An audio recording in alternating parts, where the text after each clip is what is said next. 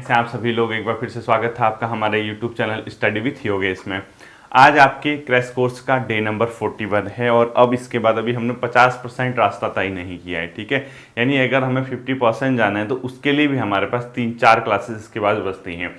आज की क्लास में आपका Pawar and 7th class and, यानी पवार के साथ साथ 7th क्लास की एनसीईआरटी हिस्ट्री आपकी एंड हो जाएगी। कंप्यूटर और हिंदी अभी मतलब कंप्यूटर का पोर्शन इसमें इंक्लूड नहीं है, रीजनिंग का भी इंक्लूड नहीं है। वो कब इंक्लूड होगा, थोड़ा सा मुझे हिस्ट्री वाला पोर्शन कंप्लीट कर लेने दीजिए। जैसे ये आपका पवार वगैरह है वो वाला या गोरखा वाला वो एंड हो जाएगा, यानी मान के चलिए 45 क्लासेज में इसमें रीजनिंग स्टार्ट कर दूंगा। लेकिन जब 45 क्लासेज हो जाएंगी उसके बाद और जो 42 नंबर की क्लास आएगी, क्योंकि कल सैटरडे है तो फाउंडेशन क्लास आएगी, संडे फाउंडेशन क्लास आएगी, मंडे से हम लोग जो है उसमें क्या करेंगे, कंप्यूटर के क्वेश्चन इंक्लूड करेंगे, ठीक है। तो देखिए डे 41 में कल की जो क्लास थी उसमें हो जाता है, आप लोग भी समझ रहे हैं, इतनी अब इंसान मतलब माइंड बहुत जगह होता है। तो एक मैंने क्वेश्चन उसमें लिखा दिया था, साथ ही करा दिया था उसको। एक मैंने गणराजवंश काव्य तो ठीक है, दूसरा मैंने गढ़वाल पेंटिंग्स भी मौलाराम लिखा है, ध्यान देना उसमें मैंने साथ ही लिखा था गढ़वाल पेंटिंग और गणराजवंश काव्य डैश करके मौलाराम लिख दिया था। वो जो गढ़वाल पेंटिंग है, ठीक है, वो पता ही आपको मुकंदीलाल की है, गढ़वाल पेंटिंग्स। वैसे मैंने कमेंट पिन कर दिया था, कल वाली क्लास का ये करेक्शन कर लेना, ये बैरिस्टर मुकंदीलाल की है, बैरिस्टर मुकंदीलाल की है, ठीक है। और जो अकबर का सेनापति है वो तो ठीक है, मान सिंह, अकबर सेनापति, अकबर का सेनापति जो है वो कौन है, मान सिंह, मान सिंह है, ठीक है। मान सिंह, मान शाह हुआ था ना, मान सिंह है, ठीक है। मान सिंह अकबर का सेनापति था और ये गढ़वाल पेंटिंग किसके, मुकंदीलाल के। तो ये दो क्वेश्चन जो है आपके वो आप लोग इसको क्या कर लेना, सही कर लेना, ठीक है। ये आपका कल की क्लास का था। जो नेक्स्ट क्लास आती है आपकी आज डे नंबर 41, आज हम उत्तराखंड से शुरू करेंगे और पवार एंड करने के साथ साथ गोरखा हम लोग इसमें शुरू कर देंगे। कल की क्लास में आपका गोरखा भी एंड हो जाएगा, ठीक है। पहला क्वेश्चन आप लोग देख लीजिए, हार्डविक की गढ़वाल यात्रा कब हुई थी। एक हार्डविक था विदेशी यात्री, इसने गढ़वाल की यात्रा कब की थी, गढ़वाल यात्रा। ये गढ़वाल की यात्रा पे आया था बच्चों 1796 में, 1796। ये इसीलिए मैं बता रहा हूं क्योंकि इसने जो है गढ़वाल में जो अकाल पड़ा था 51वीं 52, इसका वर्णन किया है, का वर्णन किया है अपनी यात्रा में, ठीक है। और 51वीं 52 क्या है, गढ़वाल में एक प्रकार के जो अकाल पड़ा था, ठीक है। इसके बाद एक जो क्वेश्चन है, किस पवार शासक की मलेरिया से मृत्यु हुई थी, किस पवार शासक की मलेरिया से मृत्यु हुई थी। यह है बच्चों ललित शाह की, किसकी हुई थी, ललित शाह। यहीं पे क्वेश्चन आपका आता है जो मैंने, अगर आपको ध्यान होगा, जोशियाणी कांड पढ़ाया था जब मैंने आपको डेप्थ में पढ़ाया था, जोशियाणी कांड, जोशियाणी कांड। इसमें दो जो जोशी लोग थे वो कौन कौन शामिल थे, एक तो था हर्षदेव जोशी, कौन शामिल थे, ठीक है। और इसके साथ साथ दूसरा कौन था, इन दो व्यक्तियों ने क्या किया था, जोशियाणी कांड को, उसको मतलब इतिहास में बोला जाता है। इसके साथ साथ एक और व्यक्ति था, उस इंसान का नाम है शिवदेव जोशी। इन लोगों ने क्या किया था, अगर आपको ध्यान होगा, मैंने क्या पढ़ाया था आपको, जो प्रद्युम्न शाह था उसके साथ मिलकर श्रीनगर की लूट की थी, ठीक है। इन दोनों ने क्या किया था, प्रद्युम्न शाह के साथ मिलकर श्रीनगर को लूटा था, प्रद्युम्न शाह के साथ श्रीनगर लूट किया था इसने, ठीक है, श्रीनगर की लूट की थी। उस टाइम पे क्या बताया था मैंने आपको, जयकृत शाह वहां पर शासन कर रहा था। तो क्योंकि जयकृत शाह और प्रद्युम्न शाह की आपस में बनती नहीं थी, ये कहाँ चला गया था, कुमाऊं की गद्दी पे बैठा था, अगर आपको ध्यान होगा। तो इन लोगों ने षड्यंत्र करके श्रीनगर में उसको लूटा, यानी इसी को बोला जाता है जोशियाणी कांड इतिहास में, ठीक है। नेक्स्ट क्वेश्चन है, एक क्वेश्चन लिखो आप लोग, सिख आक्रमण से बचने के लिए पवार राज्य द्वारा लगाया गया कर, सिख आक्रमण से बचने हेतु, सिख आक्रमण से बचने हेतु पवार राजाओं द्वारा लगाया गया कर क्या था, इसको बोला जाता है राखी कर। क्या बोला जाता है, राखी कर। और ये कितना था, उपज का 1/5 होता था, ठीक है। यानी जो टोटल उपज होती थी उसका 1/5 था ये, ठीक है। तो लिखो उपज का 1/5, उपज का 1/5, यानी जो टोटल उत्पादन होगा उसका 1/5 लिया जाएगा उपज का। इसी को राखी कर बोला जाता है। क्यों लगाया गया था, सिख आक्रमण से बचने के लिए पवार शासकों द्वारा, ठीक है। इसी तरीके से क्वेश्चन लिखो, रणचूला कोट नामक स्थान पर चंद पवार शासक का संघर्ष, रणचूला कोट नामक स्थान पर चंद प्लस पंवार का जो संघर्ष हुआ था, चंद प्लस पंवार का जो संघर्ष हुआ था वो हुआ था अपने आप में 1723 में, यानी 1723 में। ठीक है, अब इसको मैं इरेज कर रहा हूँ, 1723 में लिख दो। 1723 में क्या हुआ था, इनका संघर्ष हुआ था।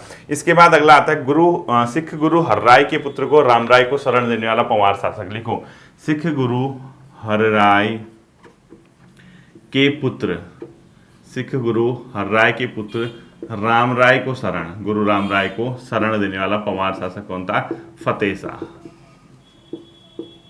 फतेह शाह था। ठीक है, यानी सिख गुरु हरराय के पुत्र रामराय को शरण देने वाला पंवार शासक कौन था? फतेह शाह था। इसी के शासन काल में क्या थे आपके? 9 कवि थे, 9 रत्न थे। आप लोगों को मैंने ये पहले भी पढ़ाया हुआ है। ठीक है, अगला लिखो, सुलेमान सिकोह को औरंगजेब को वापस करने वाला पंवार शासक कौन था? यानी किस पंवार शासक ने सुलेमान सिकोह, जो कि भागकर आया था, एक मुगल राजकुमार था, उसको वापस यानी किसको करने की कोशिश की? औरंगजेब को करने की कोशिश की। ठीक है, तो लिखो, मुगल राजकुमार सुलेमान सिकोह को, मुगल राजकुमार सुलेमान सिकोह को औरंगजेब को वापस करने वाला शासक, को वापस करने वाला पंवार शासक कौन था? ये कौन था? पृथ्वी शाह का एक पुत्र था जिसका नाम अपने आप में क्या था? मेदिनी शाह। अगर आपको ध्यान होगा, मेदिनी शाह। ठीक है, मेदिनी शाह ही एक ऐसे व्यक्ति थे जिसने इनको क्या किया था? वापस करने की कोशिश की थी। इसके बाद अगला आता है बच्चों, कर्णावती का जो मुगल शासक के सैनिकों के साथ संघर्ष हुआ था उसका नाम क्या था? ये अपने आप में शाहजहां के समय हुआ था। ठीक है, यानी लिखो, कर्णावती का किस मुगल शासक के सैनिकों के साथ संघर्ष हुआ था? ठीक है, लिखो, कर्णावती का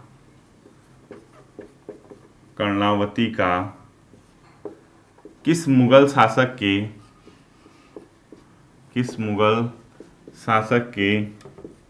सैनिकों के साथ संघर्ष हुआ, तो इनका नाम है शाहजहां। ये भी अगर आपको पढ़ा होगा आपने। और ये जो अपने आप में मुगल सैनिक थे, इनका नेतृत्व किसने किया था? लिखो, इसमें ब्रैकेट में लिख दो, मुगल सैनिकों का नेतृत्व किया था नवाजत खान ने। किसने किया था? नवाजत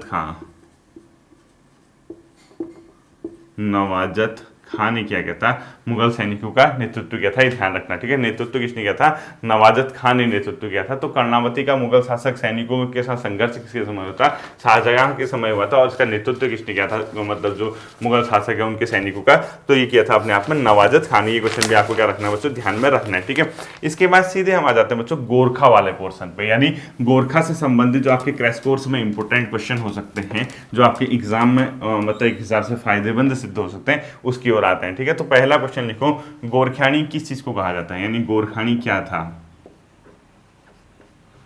गोरख्यानी। ठीक है, गोरख्यानी बोला जाता है अपने आप में गोरखों द्वारा किए गए अत्याचारपूर्ण शासन को। लिखो, गोरखों का अत्याचारपूर्ण शासन, गोरखों का अत्याचार पूर्ण शासन उत्तराखंड के इतिहास में क्या कहलाता है? गोरख्यानी कहलाता है। इस पॉइंट को भी आपने क्या रखना है? ध्यान में रखना है। ठीक है, तो गोरख्यानी क्या था करके अगर क्वेश्चन पूछेगा तो गोरखों का अत्याचारपूर्ण शासन ही अपने आप में क्या कहलाता है? गोरख्यानी नाम से जाना जाता है। ठीक है, अगला लिखो, गोरखों द्वारा कुमाऊं पर कब आक्रमण किया गया था? ऐसे लिखो, गोरखों द्वारा कुमाऊं प्लस गढ़वाल पर आक्रमण,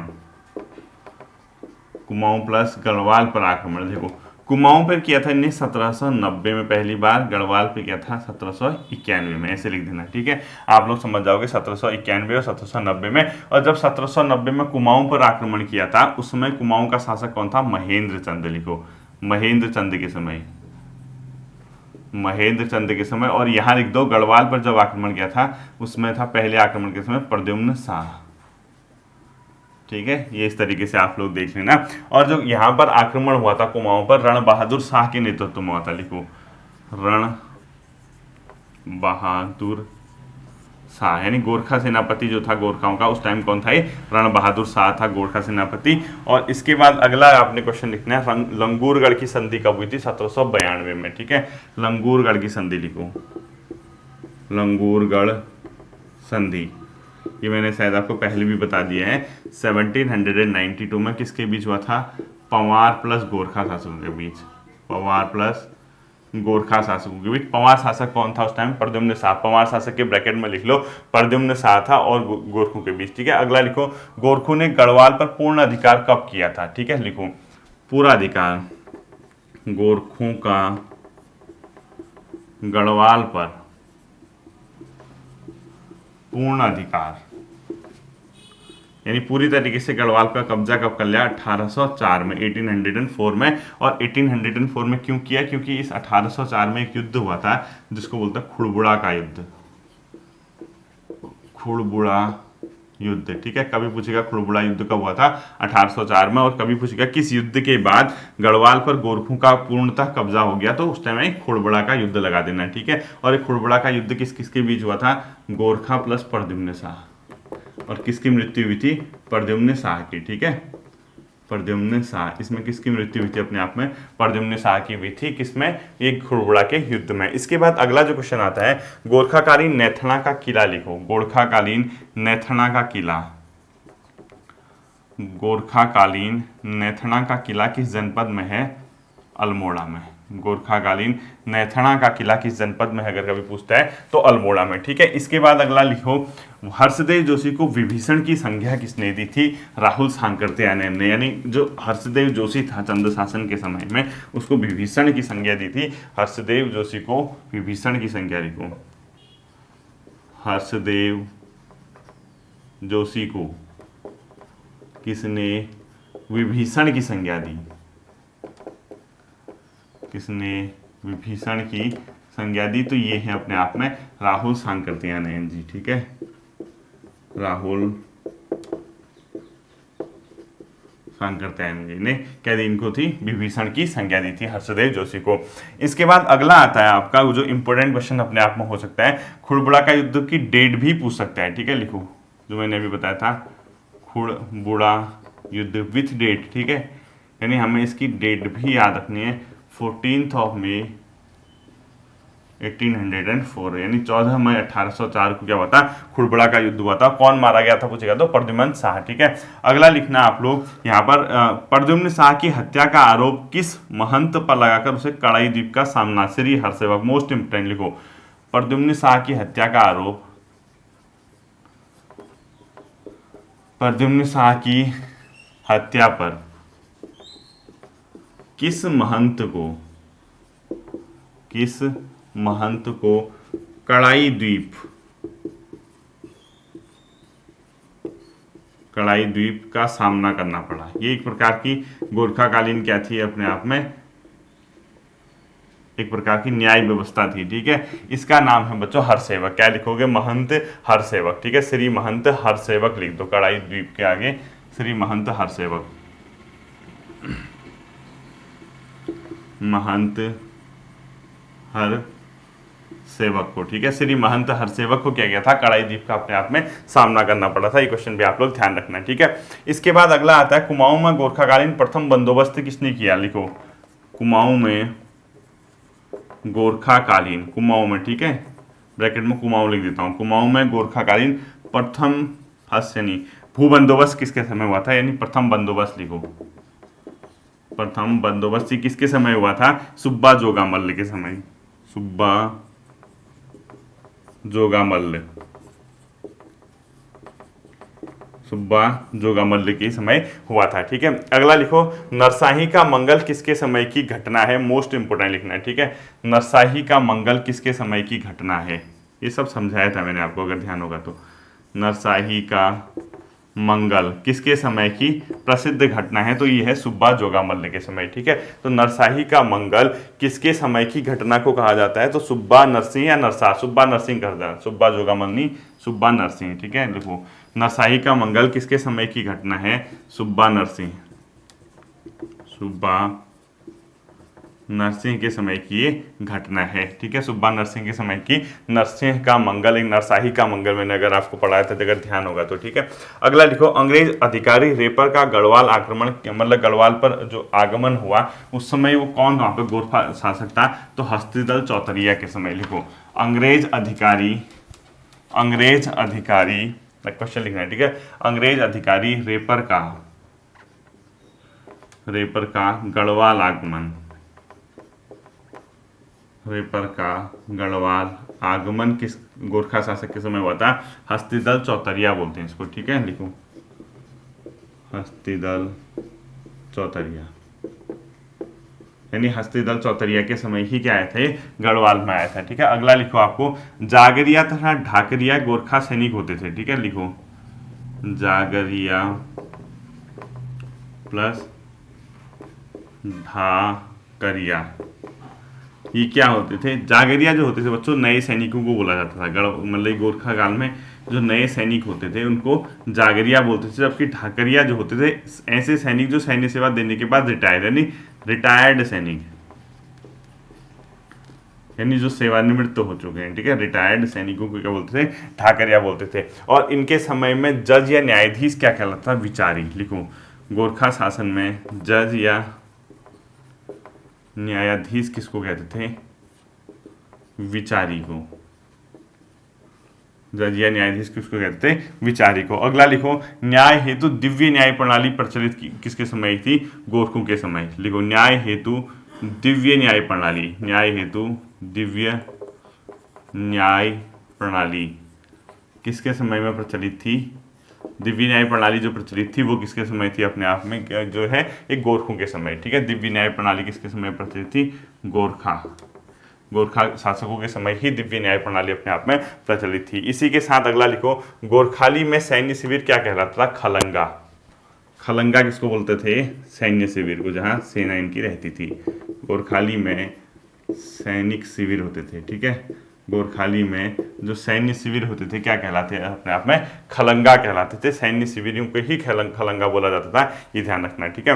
अगला क्वेश्चन लिखो आपने, खलंगा युद्ध या नालापानी युद्ध या नालागढ़ी का युद्ध, सब एक ही नाम है। खलंगा युद्ध ऑब्लिक नालापानी युद्ध, ये सब कब हुआ था? 1814 में, ठीक है। यानी खलंगा या नालापानी का जो युद्ध हुआ था 1814 में हुआ था। इसी को नालागढ़ी युद्ध भी बोलते हैं, ये नालागढ़ी युद्ध भी बोलते हैं इसको। नालागढ़ी युद्ध कब हुआ था? 1814 में। किसके बीच हुआ था? गोरखा प्लस अंग्रेज, यानी गोरखा प्लस ब्रिटिश शासकों के बीच क्या हुआ था? युद्ध हुआ था, ठीक है। इसके बाद अगला आता है आपको संगौली की संधि, लास्ट क्वेश्चन है इसका। संगौली संधि लिखो, मोस्ट इंपोर्टेंट। संगौली की संधि ये कब हुई थी? अपने आप में 4 मार्च 1816 को अप्लाई हुई थी, ठीक है। 4 मार्च 1816 को किसके बीच हुई थी? गोरखा प्लस अंग्रेज, जो भी लिखा होगा, ठीक है। G+A लिख दिया मैंने, समझ जाना आप लोग। अगला क्वेश्चन लिखना आपको, मतलब इतने से हो जाएगा। एक अंतिम क्वेश्चन लिखो, अंग्रेजों द्वारा देहरादून पर कब्जा कब किया गया था? अंग्रेजों द्वारा देहरादून पर कब्जा,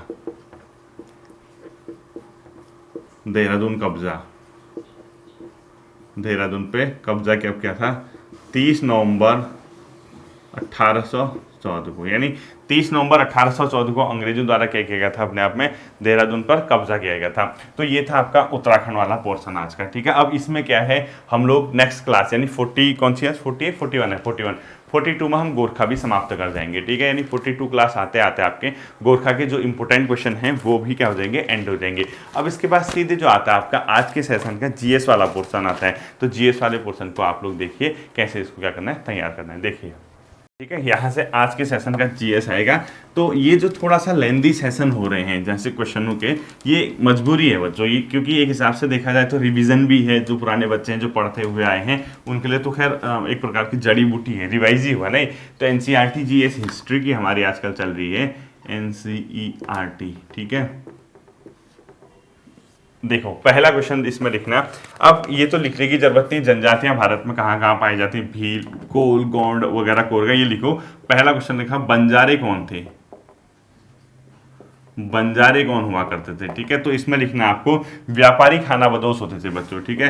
यानी जो व्यापारी होते थे, व्यापारी खानाबदोश, जो मतलब एक जगह से दूसरी जगह जाते थे, वहीं मतलब रहते थे, इस टाइप से व्यापारी खानाबदोश,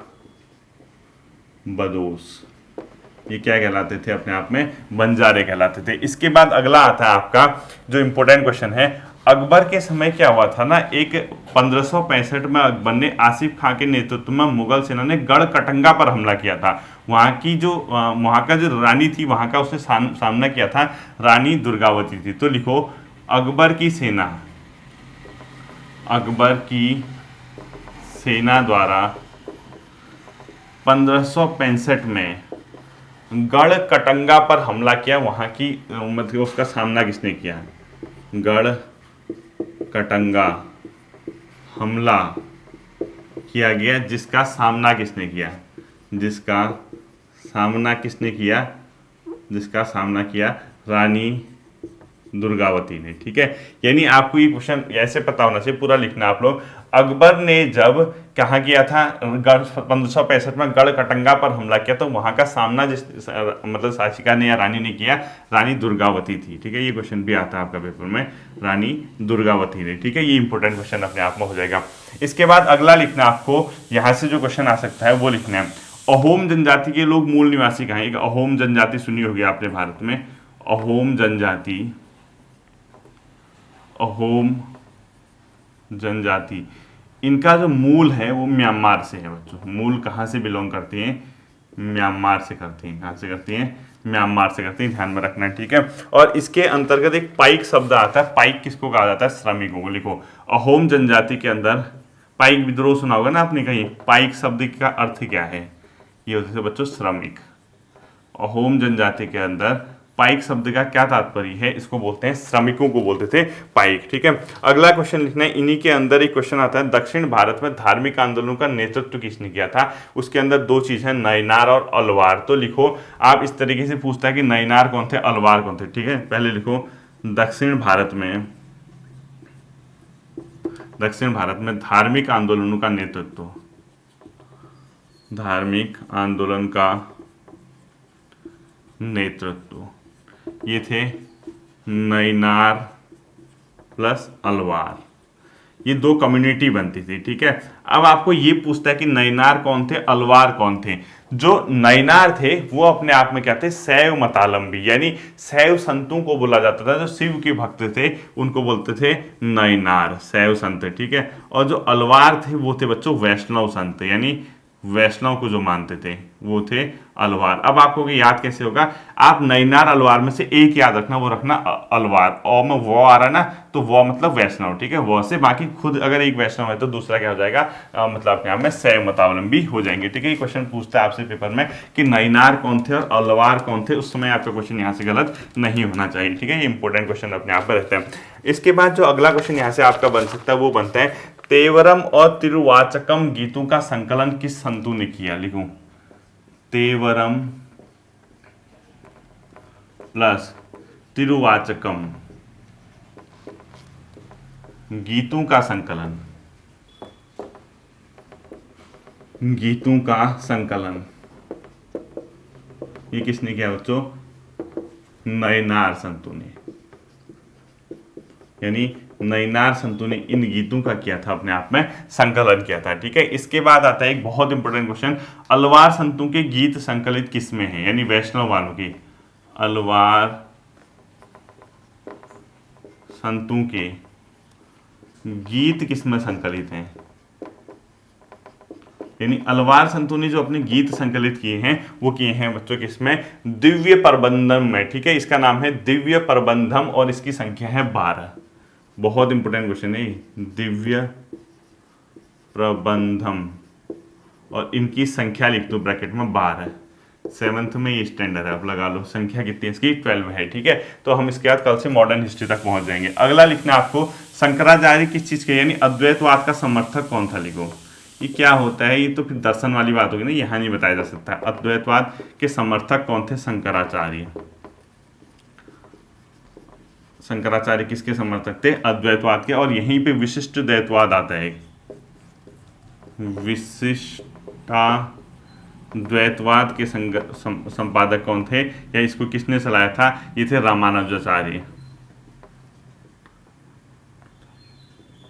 रामानुजाचार्य, यानी इसके समर्थक कौन थे? अपने आप में रामानुजाचार्य। यहीं पर एक गांधी जी का प्रिय भजन सुना होगा आपने, वैष्णव जन तो तेनी कहिए पीर पराई जाने रे। ये किसने लिखा है? नरसिंह मेहता ने। तो एक क्वेश्चन आप खुद ही लिख लो, इतना मैं नहीं लिख पाऊंगा। गांधी जी के प्रिय भजन वैष्णव जन तो तेनी कहिए पीर पराई जाने रे, वह गांधी जी के प्रिय वचन वैष्णव जन तो तेनी कहिए पीर पराई जाने रे, इसके रचयिता इसको किसने लिखा है, नरसिंह मेहता ने लिखा है। ठीक है, इतना मैं नहीं लिख पाऊंगा बोर्ड में। अगला क्वेश्चन लिखना है आपको, इस्लाम के अंतर्गत उलेमा कौन होते थे। जैसे सुना होगा ना आपने उलेमा धर्म, उलेमा विद्रोह, ये सब, तो उलेमा होते थे विद्वान।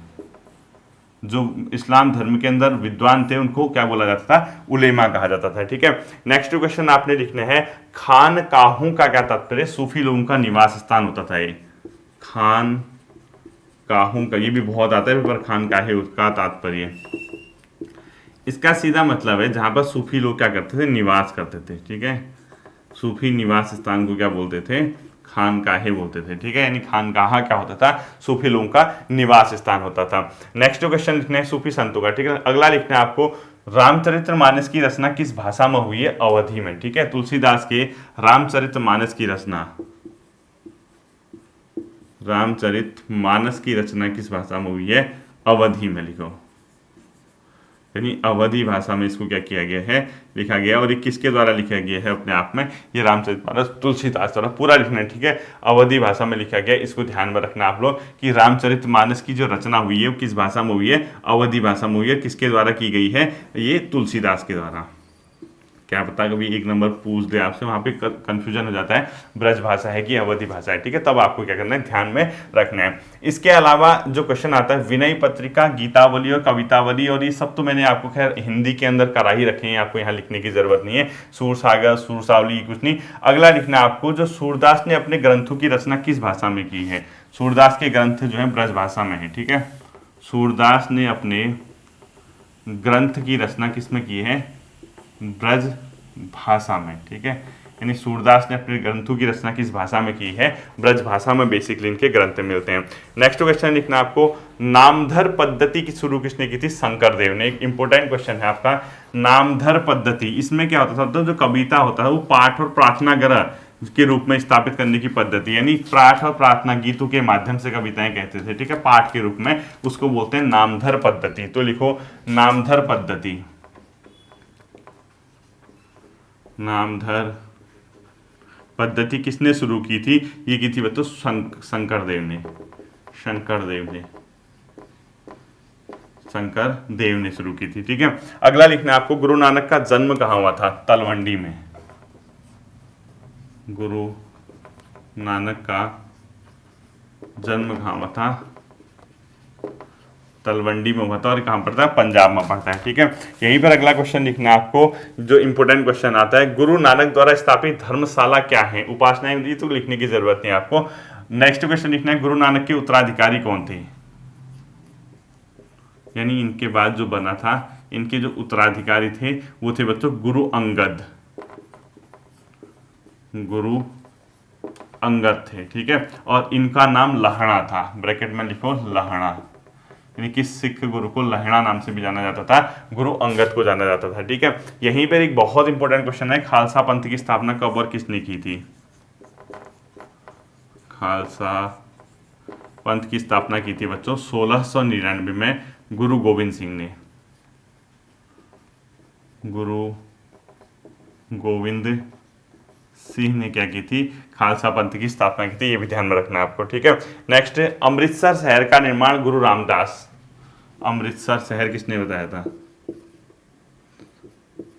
अमृतसर शहर का निर्माण। ठीक है, अमृतसर शहर किसने बनाया था, गुरु रामदास ने, गुरु रामदास के द्वारा क्या गया था, अमृतसर शहर की स्थापना की गई थी। ठीक है, अगला क्वेश्चन लिखना है आपको, गुरु अर्जुन देव को मृत्युदंड का आदेश किस मुगल बादशाह ने दिया था, जहांगीर ने। मोस्ट इंपोर्टेंट क्वेश्चन है, मोस्ट से मोस्ट इंपोर्टेंट क्वेश्चन, ऐसे लिखो, जहांगीर ने किस सिख गुरु को, जहांगीर ने किस सिख गुरु को मृत्युदंड की सजा दी थी, मृत्युदंड की सजा दी थी गुरु अर्जुन देव। बहुत इंपोर्टेंट क्वेश्चन है ये, गलत मत करके आना, हाँ सुपर इंपोर्टेंट कर दो इसको, गुरु अर्जुन देव को दी थी। ठीक है, ये क्वेश्चन पेपर में आपका पूछता है कि गुरु अर्जुन देव को इनने फांसी की सजा दी थी। ठीक है, यानी इसको मुगल बादशाह को मृत्युदंड दिया था।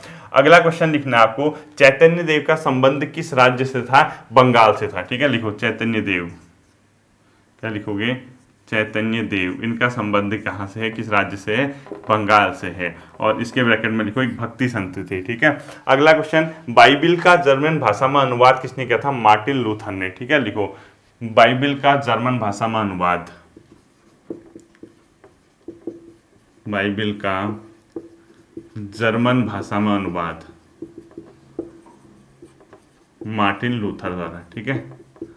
मार्टिन लूथर के द्वारा इसका क्या गया था, जर्मन भाषा में अनुवाद किया गया था, ठीक है। और अंतिम जो क्वेश्चन आता है वो क्या आता है, बीजक जो है ना बच्चों, कबीरदास का संकलन है, ये तो रहने दो। और 2-3 आप मकबरे वगैरह लिखना, किसका कहाँ है, ख्वाजा मुइनुद्दीन चिश्ती का कहाँ है, अजमेर में लिखो। ख्वाजा मुइनुद्दीन चिश्ती की दरगाह कहाँ है, अजमेर में। ये बहुत इंपॉर्टेंट क्वेश्चन है, 2-3 मिलाने आते हैं, ऐसे लिख दो आप लोग, ये ख्वाजा मुइनुद्दीन चिश्ती की दरगाह लिख दो, कहाँ है, यह अजमेर राजस्थान में। इसी प्रकार से कुतुबुद्दीन बख्तियार काकी लिखो, एक दिल्ली में, बख्तियार काकी, इसका कहाँ है, दिल्ली में, इसका क्या है, यहाँ पे मकबरा है, ठीक है। और बाबा फरीद का पंजाब में है। लास्ट ये भी लिख दो, बाबा फरीद पंजाब,